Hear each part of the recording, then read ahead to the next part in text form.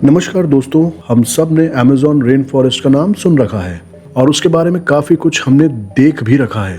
अगर आपने नहीं देखा है तो प्लीज़ हमारे इस चैनल इन्फोपल्स टीवी के वीडियोस को फॉलो करिए, जिनके लिंक हम आपको डिस्क्रिप्शन में दे रहे हैं। उसे देख करके आपको अमेज़न के बारे में काफ़ी कुछ जानकारी मिलेगी। फिलहाल के लिए छोटे तौर पर हम आपको एक इंट्रोडक्शन मात्र में अमेज़न के बारे में बता देते हैं, जिससे कि आपको एक ब्रीफ आइडिया तो लग ही जाएगा। अमेज़न, जिसे अमेज़न रेन फॉरेस्ट भी कहा जाता है, विश्व का सबसे बड़ा और आवासीय जंगल है, जो कि 6.7 मिलियन स्क्वायर किलोमीटर्स में फैला हुआ है। यह दक्षिण अमेरिका में पाया जाता है और Brazil, Peru, Colombia, Venezuela, Ecuador, Guyana, Bolivia, Suriname और फ्रेंच गुयाना में फैला हुआ है। अमेज़न वन अपनी विशालता, अलग अलग जीवों और अनदेखी और अनजानी परिस्थितियों की भूमिका के लिए मशहूर है। यह जंगल बहुत सारे प्राकृतिक और जैविक संसाधनों का घर है, जिसमें पेड़ पौधे, प्राणियों और जैविक विविधता यानी बायोलॉजिकल डाइवर्सिटी के बहुत सारे आकार मौजूद हैं। हमें यह बात बहुत ही अच्छी तरह से पता है कि अमेज़न जंगल का दूसरा नाम खतरा या कहें तो डर है। अमेज़न वो जंगल है जिसमें हमें देखने को मिलते हैं दुनिया के सबसे ज्यादा खतरनाक और भयानक जीव जंतु। इस जंगल में सिर्फ जानवर ही नहीं बल्कि पेड़ पौधे भी कुछ ऐसे हैं जो कि बहुत ही ज्यादा खतरा पैदा करते हैं। एक तरफ हम इस जंगल को बहुत ही खूबसूरत, धरती की अचंभित करने वाली जगह भी कह सकते हैं, और दूसरी तरफ वहीं पर अगर हम देखें तो कहा जाता है कि अगर अमेज़न जंगल में कोई एक बार चला जाता है और अगर वहां जाकर उसमें वह खो गया तो शायद वह कभी वापस बाहर नहीं आ पाता। पर आज का हमारा सवाल यह है कि आखिरकार इस अमेज़न जंगल में ही सबसे भयानक जीव जंतु हैं क्यों अमेज़न की नदी ही सबसे ज्यादा खतरनाक मॉन्स्टर्स को पैदा करती है। तो आज की हमारी इस वीडियो में हम इसी बात को मुख्य तौर पर हाईलाइट करेंगे और आपको इसके बारे में बताएंगे। लेकिन हाँ, वीडियो में आगे बढ़ने से पहले हमारी आपसे एक रिक्वेस्ट है कि अगर आपको वीडियो पसंद आए तो उसे लाइक करिएगा, और अगर आप हमारे चैनल पर नए आए हैं तो प्लीज इसे सब्सक्राइब जरूर करिएगा। यह आपका चैनल को सब्सक्राइब करना और वीडियो को लाइक करना ही हमारी मेहनत को सफल बनाता है। व्यापक वनस्पति आवरण यानी कि बहुत ही घनी हरियाली के फैलने के कारण वैज्ञानिक अमेज़न रेन फॉरेस्ट को हमारी धरती के फेफड़े और हृदय यानी कि लंग्स और हार्ट कहते हैं। इसे फेफड़े कहा जाता है क्योंकि घने पौधे बड़ी मात्रा में कार्बन डाइऑक्साइड को अपने अंदर एब्जॉर्ब करते हैं और ऑक्सीजन का उत्पादन करते हैं। इसे हृदय माना जाता है क्योंकि अनगिनत पेड़ और पौधे एक जीवित पंप की तरह काम करते हैं, जो बड़ी मात्रा में जल वाष्प वाटर वेपर के निर्माण में योगदान करते हैं, जो अंततः एक निरंतर चक्र में बारिश के रूप में गिरता है। हजारों वर्षों से प्राचीन सभ्यताएं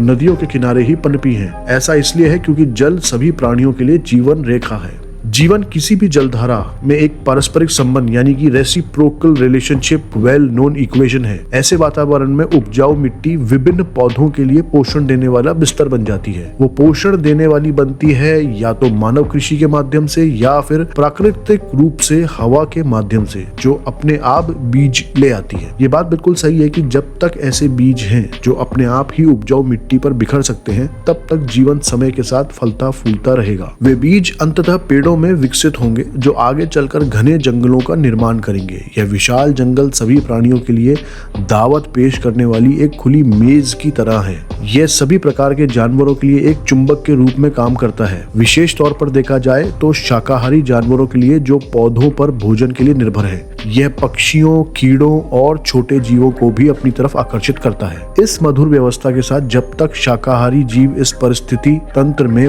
पनपते हैं, वे शिकारियों के लिए एक चुंबक के रूप में कार्य करते हैं। यह सारी अविश्वसनीय जीवन को चलाने वाली व्यवस्था पूरे इतिहास में इस दूर दराज के क्षेत्र में मौजूद रही है। इसे नई दुनिया के नाम से जाना जाता है, अ न्यू वर्ल्ड। इस बात की परवाह किए बिना कि शुरू में इस क्षेत्र में कितने मनुष्य निवास करते थे, बाद में सामने आई संख्याओं की तुलना में वे बहुत कम थे। दूसरे शब्दों में अमेज़न क्षेत्र में मानव आबादी का पशु पर्यावरण पर बहुत ही कम प्रभाव पड़ा है, जिसके कारण इन प्राणियों की वृद्धि दर और उनके प्रसार में वृद्धि हुई। नई दुनिया, अमेज़न नदी, वर्षावन और इन सभी की खोज के बाद भी नई दुनिया में मानव आबादी बहुत कम रही। आज तक यह क्षेत्र एक प्राकृतिक अभयारण्य यानी के नेचुरल रिजर्व में तब्दील हो गया है। इसमें पूरी दुनिया की दिलचस्पी है। हमने जो चर्चा की है उसे देखते हुए हम समझ सकते हैं कि यह स्थान जानवरों से क्यों भरा हुआ है, जिनमें से कई शिकारी और बहुत ही भयंकर हैं। और यह उग्रता सिर्फ जानवरों तक ही सीमित नहीं है फ्रेंड्स, यहाँ तक कि अमेज़न में पाए जाने वाले पेड़ पौधे भी भयंकर और घातक हो सकते हैं। इन पौधों में सबसे प्रसिद्ध है स्ट्राइकनोस पेड़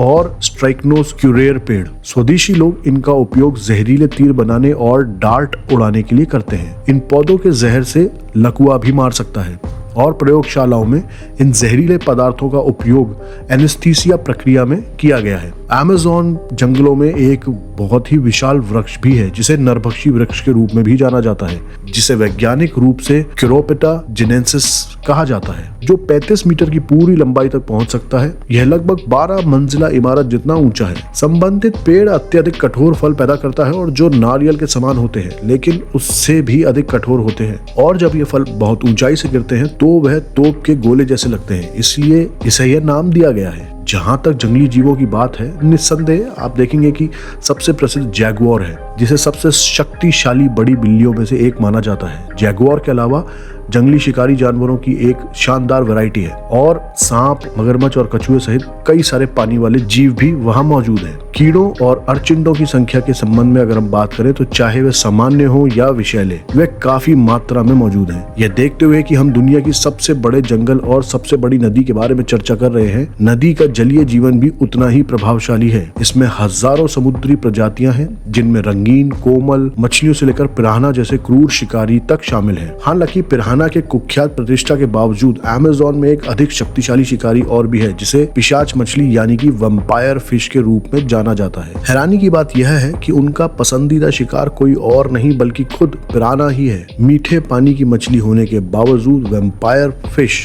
अमेज़न के लिए अद्वितीय है। यह दुर्जय शिकारी हालांकि आमतौर पर 1 मीटर से अधिक लंबा नहीं होता है, पर पूरी तरह से ये अपने बड़े दांतों पर निर्भर रहता है, जो प्रत्येक 15 सेंटीमीटर तक बढ़ सकते हैं। इन नुकीले दांतों का इस्तेमाल अपने शिकार पर वार करने के लिए किया जाता है और जैसे ही शिकार का खून बहता है, पिशाच मछली मांस और हड्डियों को त्याग देती है और केवल खून पीने पर ध्यान केंद्रित करती है। इस तरह से ये वैम्पायर फिश ने अपना नाम अमेज़न जंगल में काफी कमाया है। जहाँ तक कैपिबारास, बड़े आकार के गिनी सुअरों जैसे दिखने वाले विशाल कृंतकों यानी कि रोडेंट्स की बात है, अमेज़न उनसे भरा हुआ है। कैपिबारा दुनिया का सबसे बड़ा रोडेंट यानी कि कृंतक है, जिसका औसतन वजन अगर हम देखें तो 80 किलोग्राम तक होता है। हालांकि वे अपने आकार और कुछ हद तक अजीब उपस्थिति के कारण डरावने से लगते हैं। कैपिबारा आमतौर पर विनम्र प्राणी होते हैं और इन्हें पालतू भी बनाया जा सकता है। इसलिए यदि आप कैपिबारा को पालतू जानवर के रूप में रखने का विचार कर रहे हैं तो इसमें कोई खास हर्ज नहीं है। जिन जानवरों की हमने चर्चा की है वे विशाल अमेज़न जंगल के बहुत बड़े इकोसिस्टम का एक छोटा सा नमूना मात्र है। वे हजारों वर्षों से मनुष्यों से अलग थलग विकसित हुए हैं,